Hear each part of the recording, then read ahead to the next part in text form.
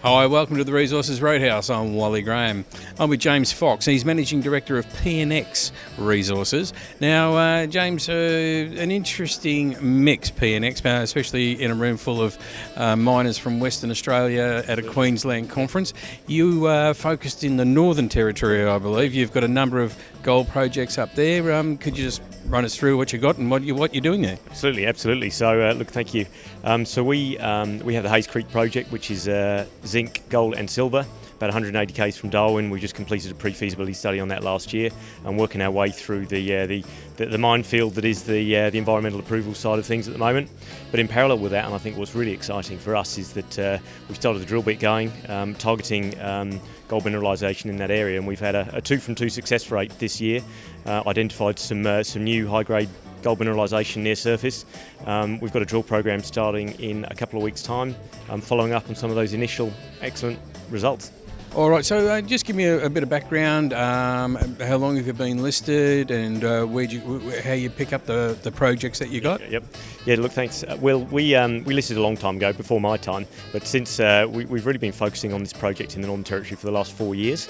So I think that that's really when PNX was reborn for want of a better word, and we acquired the projects off the predecessors of Kirkland Lake.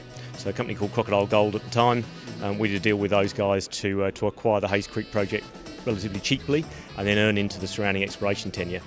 All right, and it's an interesting place there. The Northern Territory does, it's not a totally forgotten region as far as gold exploration goes, but it's sort of not on everybody's radar. What sort of made you think, oh, we'll have a look up there?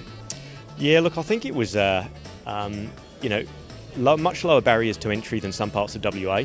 The exploration is relatively efficient in that part of the world. The cover is quite shallow. We're talking 10-20 metres of sort of cover and overburden, and in a lot of instances, the geology is at surface, and you can see what's going on. So for us at the time, we were looking for an area that we felt we could progress cheaply and efficiently, that had good prospectivity for advancement and development.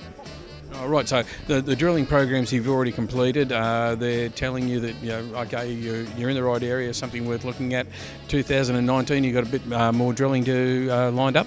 Yeah, look, absolutely. So, I mean, the one disadvantage about that part of the world is that we have a wet season and a dry season. So, regional exploration tends to run until probably December time, depending on the wet weather, and then we use the opportunity over the wet season to go and do a lot of our desktop studies, planning for the next year, and then recommence the regional exploration work sort of around about the April-May time. So, I mean, it is a little bit stop-start, but it means that when we're drilling, we're very busy, and then obviously compiling and collating all that information in the off-season. Yeah, well, you've got to be busy doing something, and I always wonder what people do when they're not drilling, so that's very interesting. Figuring out where to go next. Yeah. All right, well, thanks very much, James. It's nice to meet you, and it's nice to have you here at the Resources Roadhouse. Appreciate it. Thanks very much, Wally. Cheers.